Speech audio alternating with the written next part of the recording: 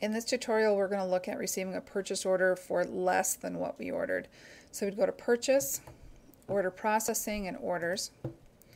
The purchase order function is automatically going to bring in the last purchase order that you had worked with, but if this is not the purchase order that you need, you can either hit the list icon or F5 on your keyboard, select the purchase order that you need to work with.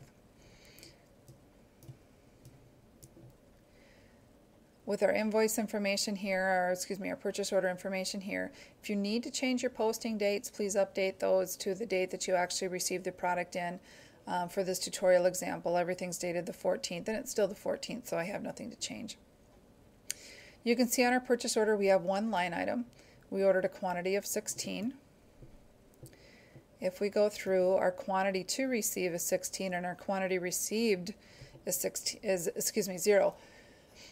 I think these two columns are a little deceiving. You can see for this quantity received, we have a dashed line in this field.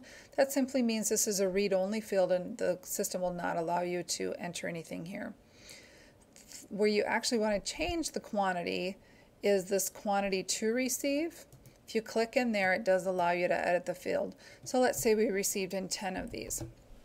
I'm going to change that amount to 10. I'm going to tab off of it, and at this point, if I had nothing left to do, I can go ahead and post it. If this was lot tracked, you'd want to go to line, and this may be off your screen, but you'd want to go to item tracking lines and enter your lot numbers before you finish this up. Actually, the system wouldn't let you finish this until you entered that information. Our items here are not lot tracked, so we are going to want to go to post. And then post and print and post, whichever you need to do, whichever you like to do. For our example here, we're just going to simply post it. We're going to receive and say OK. Now you can see we still have a quantity of 6 to receive. We received in 10, which gives us our original quantity of 16. If we knew for some reason we were never going to receive in this 6, or we canceled the order, on your receiving documents that you would forward to accounts payable, you would want to write in final receipt, please close invoice. Accounts payable actually close purchase order. Accounts payable actually closes this purchase order then once they have completed the invoicing process. If you delete this at this point, there is nothing for accounts payable to finish up. So you never want to delete these. I know in our prior system you were used to going in and actually closing the invoice. At this point you would be done. Please do not delete, or there's absolutely no way for you to close this.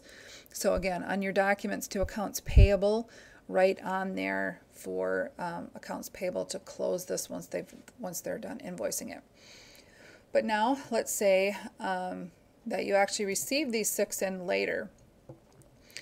If you received in all 6, you can simply go to change your, again, posting date to the date you received the rest of these in.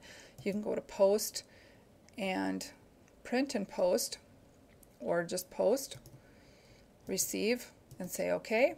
The system receives in whatever in that quantity to receive file. And now you can see of the 16 that I had, I've received in 16.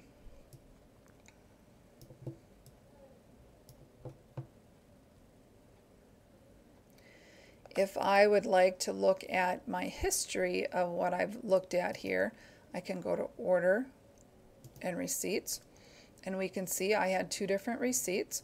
The system did give it different information. And I'd want to look at my receipt and my statistics. And here I received in 6. Here I received in 10. So you can see the difference.